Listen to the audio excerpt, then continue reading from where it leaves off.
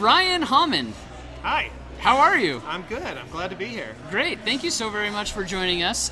We are excited to kind of take your disruptive topic to a new level. Okay. And dive in. And so do you want to maybe give us just a really quick overview about your DisruptHR talk that you gave? Yeah, so I talked a lot about kind of the predicament we're in with managers and the way we hire managers and the challenges that creates for engagement in the workplace. Yeah. And so that was one of the things I started on a little bit, but 5 minutes is a little bit hard to take it as far as you want to go. Man, what a tough presentation to do in 5 minutes, right? It was hard, but it was the best one. I mean, the most rewarding one I've ever done. That's awesome.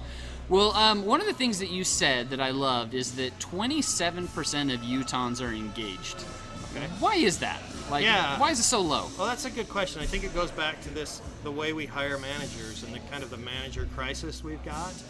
27%, for some reason it's historically a little lower, but you generally hear nationwide it's around 30%.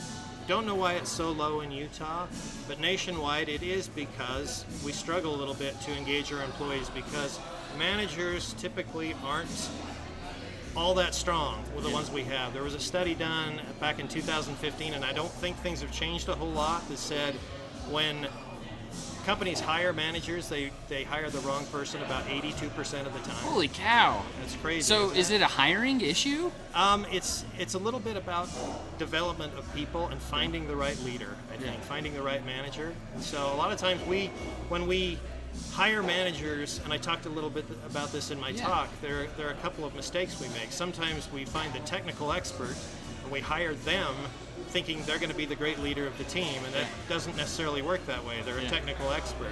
The other one is that we hire somebody because they've got nowhere else to go. Okay. So they've reached the top of their salary grade and they just have nowhere else to go, so we put them into management. And it's funny because it seems like all roads tend to lead to management because of the way we base our salary structures, and so we end up doing that with a lot of people. And so I actually read a study just last week, a new one that's coming out, where they did a study on sales organizations, and they found that when you promote the star salesperson, sales actually go down for that team. Crazy. But if they found somebody who had leadership ability, even if they were a poor salesperson, the sales of the entire team rose. And so it's finding that leadership ability in people that I think we are struggling with. One of the words you actually used to describe that was you need to boldly hire internally or promote internally.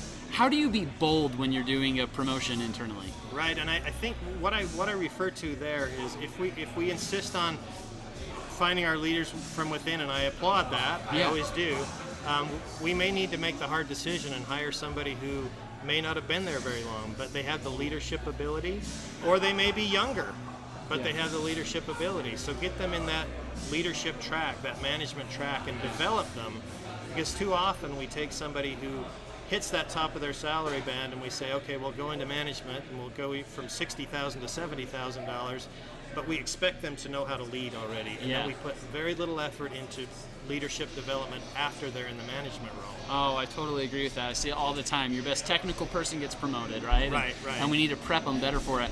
Another thing you talked about that I really liked is you were talking about servers. And why is it that a server can't make $60,000 to $70,000 if that's what they're best at?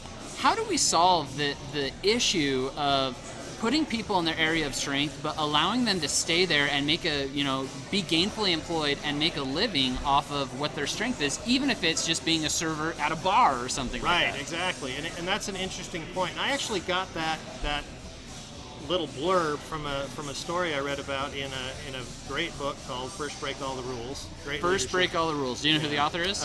Marcus Buckingham and Kurt Kaufman. Okay. Best leadership book I've ever read. Check it out. Yeah, it's a great one. But they gave an example of what they do at Walt Disney, or what they did. I don't know if they still do it. The book was written in the 90s, but they said if you have a brilliant server in one of their fine dining restaurants, they might make $60,000. But if they decide they want to go into leadership, they're going to get in the leadership track, but they're going to take a cut in pay to get there, which is something that most people would gasp at and say, well, how can I do that? But somebody who's a great leader probably would do that. Yeah. When I'm coaching people, that's one of the questions I ask. If they say, well, I really want to go into leadership, one of the questions I start with is, if they can't tell me why they want to go into leadership, then I'll say, well, if I were to offer you that position right now, would you take a 50% cut in pay to do it? Yeah. And if they can't make that, I mean, that's pretty theoretical, but that's what the Disney example was. Go from 60,000 to 25,000. And if they can't do that, then I kind of question what their motives are, their motivation for going into leadership. So is that a comp strategy issue? Like, is it the salary bands and the guy, like, is HR being too bureaucratic in creating these thresholds that says you have to take a pay cut to go into leadership? And if so, how do we combat that as HR professionals? Yeah, that's a great question. And this is something I've done quite a bit of study into and seen it in organizations I've worked in as well. Back in the 90s, I think we solved the problem. It was something called salary broadbanding, and the salaries were so broad that you could take that server to $70,000, $80,000, even more, if they were brilliant at serving, because that's what they did best. Let them do what they do best and make a living wage throughout their entire life. Cool. So, but what killed that was, again, sort of managers who weren't brave enough to have the hard conversations. So what we saw was managers would say, oh, I've got these big salary bands. I'm going to start giving people raises to make them happy and keep them around, and thinking they would engage them through money. Yeah. And what happened was it broke the bank. So most organizations have gone away from that salary broadbanding process. And so, again, we're going back to all roads lead to management if you want to progress. And so if we could bring that back and really have the great managers who could administer it in the right way, we could have people doing what they do best, which is, I talk a little bit about a kind of a hierarchy of needs at work, and really the most foundational ones are, you know what's expected of you at work, you have the tools and materials you need to do your job right, and you get to do what you do best every day. If you can get those three things down as a manager for your team, you're going to have a pretty engaged team. There are a lot of other things you can do too, but you'll have a pretty engaged team with that. That's awesome. So another thing you talked about that I really liked is job descriptions and how terrible job descriptions are. Oh. How do we fix job descriptions in helping with these managers and getting people into a career that they can be satisfied with? Right, and the thing about job descriptions, and I mentioned this, they're like 5 miles wide. Yeah. And we do that on purpose because we want to make sure we can get the best person and we can get that ideal person, but nobody ever hits the ideal. Yeah.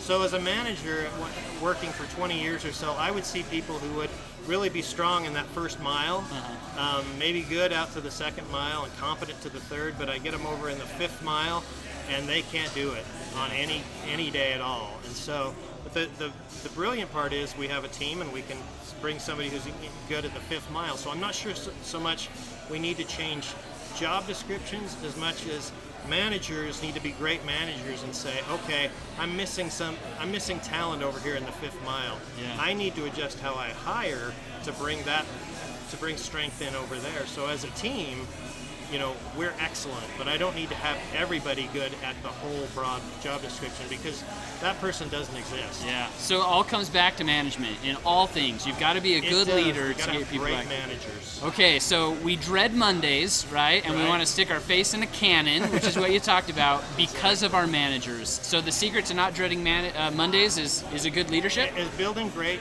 leadership. Yeah, finding them early, promoting them boldly if we have to, whether that's somebody young or somebody new, even though that's going to make waves, to just do the right thing and get those great leaders. Ryan, thank you so much for taking some time talking to us a little bit more about your disruptive approach to human resources as well as management, and we love what you're doing, and keep it up. Thank you.